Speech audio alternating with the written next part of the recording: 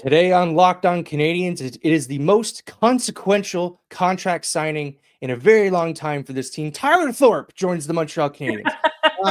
I'm just kidding. We're going to talk a lot about Ivan Demidov in this episode.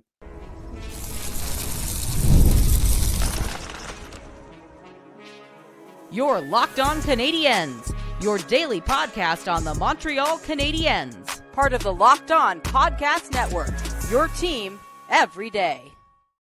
Hello, everyone, and welcome into episode 1284 of Locked On Canadiens. Thank you so much for making us your first listen of the day and for subscribing wherever you get your podcast. Doing that supports the show and ensures you do not miss an episode. Speaking of subscribing, if you're on YouTube, go down right below this video and hit the subscribe button and then put contest entry in our comments to be entered to win one of two Canadiens signed photos.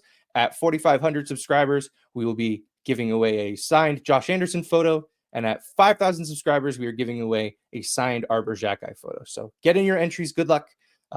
Very much, like always, want to get rid of my stuff. So come take my stuff away from me, please. My name is Ian Boisvert, also known as @maybe18, and I am joined, as I always am, by the incomparable Laura Sabo, also known as the Active Stick. Laura, we're not going to start with the game today. We can't possibly, because it is not the biggest news of the day. We have to start with one Ivan Demidov. What was your first reaction when this was starting to unfold? Well, I didn't believe it. I thought it was a hoax. I thought it was maybe an April Fool's thing. I thought somebody had maybe, accurately kind of made a fake profile of SK St. Petersburg. And I didn't really fully believe it, even though, a whole bunch of people were talking about it. A whole bunch of people were saying this is the official team that's talking about it, right? It is happening. Until Elliot Friedman confirmed it, I didn't believe it, and then I just started running around my apartment, and then obviously calmed down and reacted to it in the moment. Yeah, look, I mean, I was in a meeting at work. I won't lie. I was in the office doing my best business impression, which is not something that I do very well. And it was watching it unfold very secretly. It was tough because I'm like, I want to be doing what you were doing, which was running around the room. That was the excitement level that I had in reading this news. But look, let's get into it. Scott St. Petersburg grants Ivan Demidov his wish, which is to leave Scott St. Petersburg at the end of their season. They were eliminated from the playoffs just this last weekend, and they grant him his leave to Montreal. It's not really clear. Like, I know that people are saying that it was his contract was terminated, but then the Scott St. Petersburg thing at the end essentially said, like, if he doesn't make the Canadiens, we're taking him back, which is very funny because that's not happening. Not that they wouldn't get him back, but he's gonna be fine on this team. I'm not worried about that aspect of this. And look, they signed him to his entry-level deal as soon as they can. They're going to burn the first year of that deal. They do not care. That was a thing that we talked about on this show, was whether or not they were comfortable doing that. And they answered, yeah, we're very comfortable doing that. My favorite part of the contract, Laura, is the Conn Smythe award bonus that's built into this. I don't know if you saw this, but essentially... I didn't see it. In the first year of the deal, if he wins the Conn Smythe, he gets about $500,000. I don't know, like, why that was baked into this contract, who this benefits. I mean, I think the Canadiens, to the Canadiens' sake, like that bonus could have been $9 million. If they won the Stanley Cup, who cares? Like, it doesn't matter. Because we're assuming he doesn't Connor McDavid or J.S. Garrett, and that they get to the final and lose, but still win the Conn Smythe. That would be very funny. But look, like, he's on his way. He was on a flight earlier on Tuesday. He's on his way to Montreal. It's now just a matter of when he plays for the Canadiens. Well, if you had a scenario to play out where you would be happy with him starting in a game, which game do you think he gets into? Ottawa. You're playing on Friday. I'm playing on Friday. Obviously, there's a lot of paperwork. It takes time. I don't know that he's going to be able to play immediately, but as soon as possible, just as soon as possible. And here's the thing. Ottawa clinched for the playoffs, so there's not going to be a reason for them to goon it up on Friday. Although there is a little bit of a risk that they're going to rest their stars and just call up a bunch of their, Tyler Bouchers and stuff. And so maybe I would hold him out of that Ottawa game, but I'm definitely playing him against Toronto in that case. I think the most likely scenario would be, I think they're hoping that he can play by the Chicago game. Yeah. I feel like that's the most logical thing too, just given the short time turnaround involved. But Ken Hughes did seem fairly optimistic that he would play before the postseason. So I'm they want him to. Yeah, absolutely. And when you're talking about what his official team said, I just when I was listening to that, I just kept thinking like, this is just propaganda. Like it's propaganda more than anything. It's like they're trying to save face. That's exactly what it is. They're trying to let them. We I let don't care. Like we let you have. We're in control, and it's like not after the end of this season. No, you're not. Yeah. But I honestly like. There's so many takes out there. Most of them are excited. A couple of people are kind of nervous about him like disturbing the rhythm of the Habs. Who cares? Can I also pause really quick and say what rhythm? Did you guys watch that game against Detroit? What rhythm are we disrupting? They couldn't find a beat with a compass right now, dude. Like that. I'm not worried about him stepping in and just completely upending the perfect efforts the Canadiens have been putting together lately. Stop enough with that. Stop. He's going to disturb the rhythm of the terrible power play, and then all of a sudden make it Michael good. Pezzetta has to go back to the press box. Like, what are we talking about? That's wild behavior. Look, I mean, I think one thing that might help the Canadiens in getting Ivan Demidov up to speed, and you mentioned the work permits aspect of this, the Canadiens don't play another regular season game outside of Canada. They are at home the last 2 games of the season, and the next 2 are in Ontario. So they don't leave Canada the rest of the season. So that might help, at least, allow him to get up to speed if he can't figure out the U.S. border aspect of this. He'll at least have that part of it. The other thing too was, and I think that this was, we could have, expected Kent Hughes to say something to this effect, but they don't want to put too many expectations on Demidov coming in. They want him to get a couple of games before the playoffs. He says he hasn't spoken to him. This kind of all unraveled very quickly. I just think that the Canadiens, there's no way they expected this. I just don't think that there's any chance that they expected this would actually happen. And look, I mean, maybe this was the end result of them greasing the wheels along the way. That trip that they went over there and, pumped his tires about how great he is and whatever, let him have that propaganda moment. And I think that, I don't know that there are too many expectations they can put on him right now. We're all just stoked to see him. We're all really happy to watch him play for this team. And look at that. There's a big old hole on the New Hook line A line, which is where we kind of expect him to be next year. And he kind of gets an audition there. We don't know that Alex Newhook will be the center on that line. We're hoping that Montreal grabs another top 6 center. But he's going to get that role. He might end up on power play 1 before too long this season. And I know, I probably would expect him to start on power play 2 and then them decide, much like they did with Lane Hudson, that this is stupid. He's too good to be on power play 2. We'll talk about the power play later because yikes. But look, I mean, we talk about like lines this year, not lines in the lineup, but lines like in the mix or threw up on themselves. But I think one of the lines that hasn't been said, but is like the mantra for this front office is, what if I do it anyway? Demidov isn't going to be here. Well, what if we did it anyway? You guys aren't going to make the playoffs. Well, what if we did it anyway? Like, it's just kind of, that's sort of been the whole thing. Suzuki's not going to be a point per game player. Well, what if he did it anyway? Cole Caulfield is now at 37 goals. He's not going to be a 40 goal scorer. Well, what if he did it anyway? Like, I think that's sort of the way that this season has unrolled for the Canadiens, and give them credit for putting themselves in this position to not only have Ivan Demidov be coming into this team, which they couldn't have foreseen happening, but in order for him to jump into the season at this point and be helpful for them as they go to the playoffs, is they have to be in position to go to the playoffs, which is what they've done. So it's an awesome day. I'm super excited to see him. Last question before we go to break. What number would you like him to wear? Right now, Kapanen wears 91. That's his number in the KHL. What number is Demidov wearing in your mind? Honestly, I was thinking about it.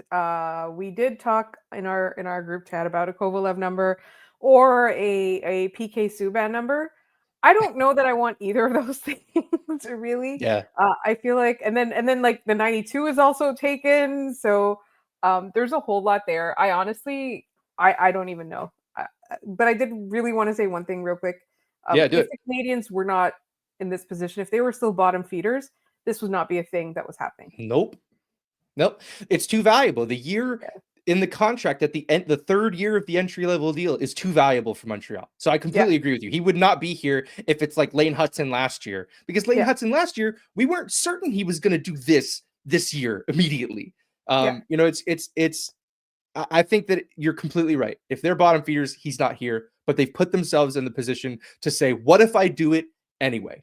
And that's just great news for everybody here. We're going to be really excited to track him as he gets to Montreal, follow him in practice, and then hopefully see him play his first NHL games really soon, score his first points, his first goal. Very excited to see all that play out. All right.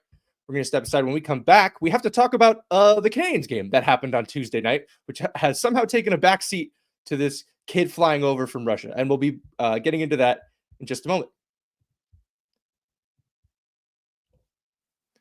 Are you looking for a snack that's both delicious and nutritious? Crack into a good source of protein with Wonderful Pistachios. Wonderful Pistachios is one of the highest protein nuts. Each 1 ounce serving has 6 grams of protein, giving you over 10% of your daily value. Plus, they're packed with fiber and better for you unsaturated fats to help keep you feeling fuller longer. Personally, I love the no shells variety. It's the perfect grab and go snack, whether I'm at my desk or I'm on the road.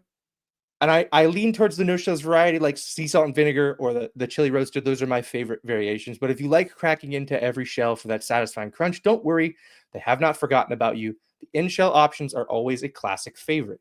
Get snacking and cracking with the snack that packs a protein punch. Visit wonderfulpistachios.com to learn more. All right. The B plot to this day for Montreal Canadiens fans was their game against the Detroit Red Wings on Tuesday night. We don't need to express how important of a game it was. Everybody knows. If you're listening to the show, you know every game is bigger than the last until they are not. But with Montreal being chased by the Red Wings, the Canadiens had a very good chance of making the playoffs before this game. But after it, I believe they are now in the 90% range. 96.3. Is that according to Money Puck? I think so. Yeah, Money Puck keeps up to date with it a lot faster than anybody else does. So I'll say Money Puck has us there.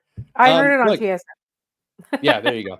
I think, and that's where I think they pull it from. But they don't cite their sources all the time. TSN, come on, get with it. I think this was their last broadcast anyway, so they have time to fix it for next year.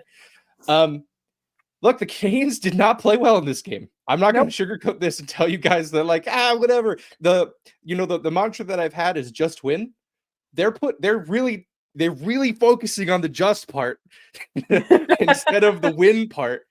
They're really stretching it to the maximum is what they're doing. They're really, really, really pushing it. I just want to read from our good friend Kay from Game Over Montreal. The Habs rock so much. This team is hilarious. Tripped and fell into a third period that rattled the Winds. Yeah. Look, I mean, that's been the story of the last few games, right? Like the Philly game, they were down a goal going into the third. Nashville, they were in the lead going into the third. This one, they were tied going into the third. So, it seems like actually that means that we're shifting in the right direction, maybe. But look, they were outshot in the first period, 23-5. Sam Montembeault saw a healthy game's worth of work in the first period. And one of the things they kept talking about on the TSN broadcast was the last time these two teams played each other, the Wings scored on a sharp angle shot. They beat Montembeault up high from basically the goal line. And the Wings spent like the entire first period trying to replicate that goal instead of just going to the middle of the ice, which the Canadians were very graciously giving them. I thought that was crazy. They're like, no, we have to score this highlight reel sharp angle shot. That's the only way we're beating Montembeault, which is just not true. Which is like they could have gone back to like the blue line and tried. Yeah, now you're sounding like me. Now I'm mean. Now I'm being Yeah, mean. No, Montembeault was phenomenal. This I is was gonna also say, like let's talk about yeah, Montembeault here because yeah. he was excellent. Milestone game for him also. We talked a lot about this team's milestones, like records, all of that. This is the first time that he wins 30 games in one season. Took a while for him to get there, but definitely appreciated him, especially in that first period. Gave up only one goal. And honestly, the Canadians, I think I'm gonna go down to the Bell Center and I'm gonna ground all of them. I'm taking away all their iPads, I'm taking away all their cell phones. They can't come out of the rooms except for dinner. I was really, really not pleased with that effort at the beginning. They did manage to pull it together, but I really felt that Samuel Montembeault was dialed in, and at some points he looked like angry, like he looked like he was playing with a chip on his shoulder. Like he's generally a smiley, jolly guy, and he looked like very like he was playing with a chip on his shoulder, and so I feel like that bodes well for the next few games and hopefully the Yeah, postseason. yeah, I think so too. I thought he was dialed in. He's not giving up that floater very much anymore. I think the Canadians are also doing a better job of either clearing the net or blocking it. I think Yeah. generally, like pucks are not getting to him in a dangerous way anymore. Let's talk about the only Detroit goal in this one because I think it's an example. We don't need to bring up the Matheson meter because I don't think it matters to this conversation. I was gonna say because he did redeem himself later in the game. Yes, that's the thing, right? Is like I think Matheson making decisions in the offensive zone right now is a broken player. Like I don't understand what he's thinking. The one Detroit goal, people blamed Line for the pass. I don't understand that, and I just because I love Line doesn't mean I won't give him a fair share of criticism here. But the pass that they're talking about started in the far corner and it wrapped all the way around the yellow dasher to Matheson at the top of the point.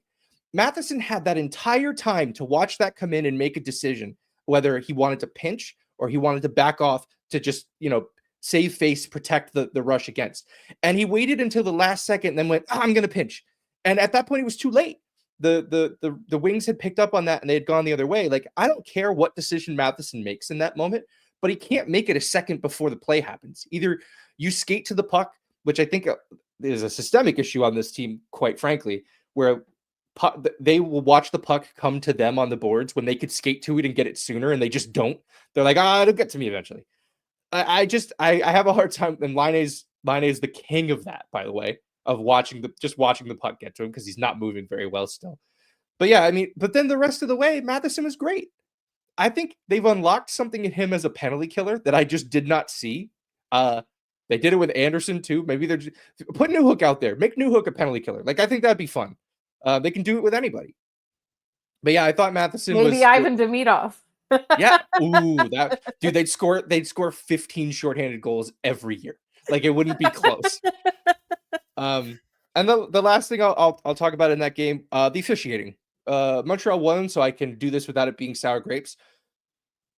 We need a consensus on whether or not knocking the stick out of someone's hand is a penalty. Because against Philadelphia, Montreal got victimized by that. Philly knocked the stick out of, I think, Cooley's hand, and they scored immediately upon that play. No penalty. And then in this one, Anderson touches Ben Sherratt's stick. He definitely drops it on purpose to try to draw a penalty, and it works.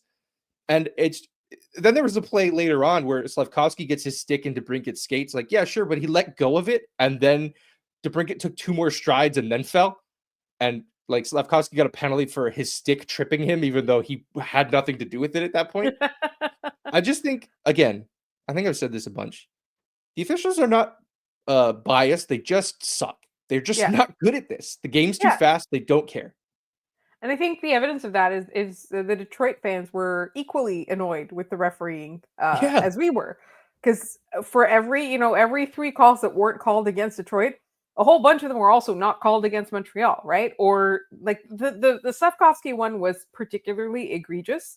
I feel like somebody was posting about how 1100 games, because one of the officials, I can't even remember which one anymore, has played, like, this is his 1100th game, And it's like 1,100 games and you still can't figure out whether or not that's a penalty. That's a little rough.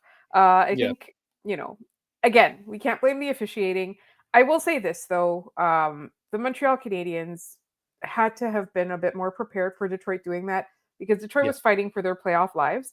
This is the equivalent of a team that goes up 3-0 on an opponent and then like goes into game 4 and is not ready to weather the storm, right? So this is a lesson the Canadians need to learn for the future because there's going to be a point where they're going to have to defend a 4th game, right? So Yep. I feel like we're going to talk about slow starts a little bit later. It wasn't just about the slow starts; it was about the preparation going into it and the expectation going into it. They've been around long enough that they should be more mature than this. Yeah, one of the things I wrote at the top of my notes after this game was that the Red Wings were playing in fear, and the Canadians were playing for comfort. They were playing for an insurance point. They were playing just to put more distance. And I think the fear, the desperation that the Red Wings had in their season ending overcame the Canadians' desire to have a comfortable lead in that race for the playoffs. It ultimately didn't matter because Montreal ends up winning in regulation. I'm looking down at the score of the Islander game right now. The Islanders can still get to 90 points, so they're also beating the Predators 6-4 in the final minutes of that game. So the Canadians' magic number as of this moment is 4 points at most. 91 points will get them into the playoffs. All right. When we come back, we're going to talk about those slow starts, and we're going to talk about the power play because it's still not great for the Montreal Canadiens, despite the success that they're on right now. And we'll get into that in just a minute. Do you have trouble sleeping? If so, you're not alone. That used to be me, lacking rest, tossing and turning. I was late for meetings. I never felt like myself. That's until I found Bare Mattress. Bare Mattress and their sleep recovery technology helped me fall asleep faster as well as enjoy deeper sleeps. I felt like myself again, and you can too. Bare Mattress knows that every sleeper is different. That's why they have their sleep quiz on their website that finds you your perfect match. As a side sleeper, I matched with the Elite Hybrid mattress, and I've been telling everyone in my life they have to try Bare Mattress risk-free. You can sleep on your Bare Mattress up to 120 nights, and if you're not getting the best sleep of your life, you can get it refunded. They'll pick it up with absolutely no hassle. So go to baremattress.com and use my promo code LOCKEDONNHL at checkout to get 40% off site-wide. This offer is not available anywhere else. You have to use my promo code on the very last page of checkout to get this discount. That's baremattress.com. Use my promo code LOCKEDONNHL for 40% off site-wide. Baremattress.com, promo code LOCKEDONNHL.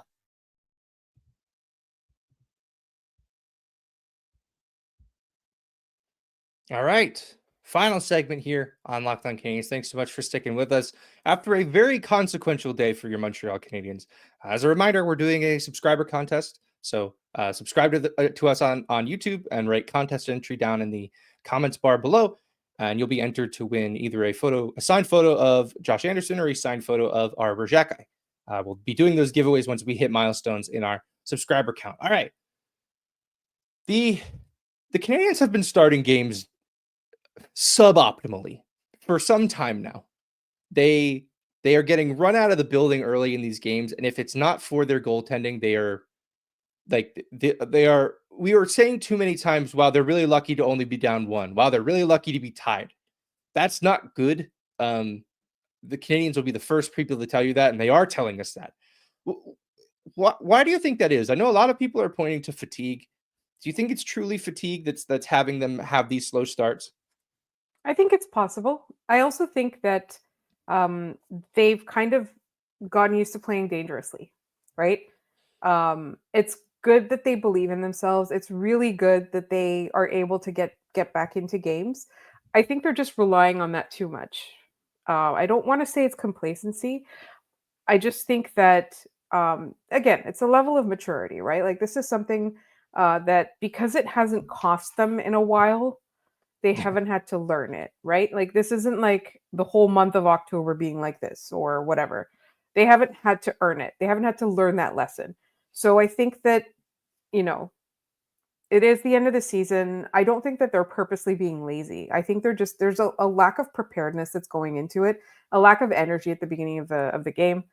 And I think that like they don't really pick things up until there's a legitimate fear that they're going to lose the game, Yeah, right? I So yeah, I agree you're with you you're seeing entirely. better starts against better opponents. You'll Yeah. see them play really well in the first period against better opponents. Against teams like this, they're not taking them seriously enough. Yeah, I think there's that. I think especially like you can't say this for Nashville or Philly, but you can say it for Detroit. What we were just talking about. Detroit was playing with desperation. Montreal is playing for comfort, which is not the same driver. It's just not the same way to get players to react. I don't know how. I know people lean on the fatigue thing, and I think that's definitely an aspect to it. But there's the challenge I have believing that is totally it is that they get better as the games go. They get better later when they should be more tired. Maybe it's mental fatigue, it's exhaustion just in the way that they're seeing and thinking the game. I mean, the one who is never having an issue with that is Lane Hudson.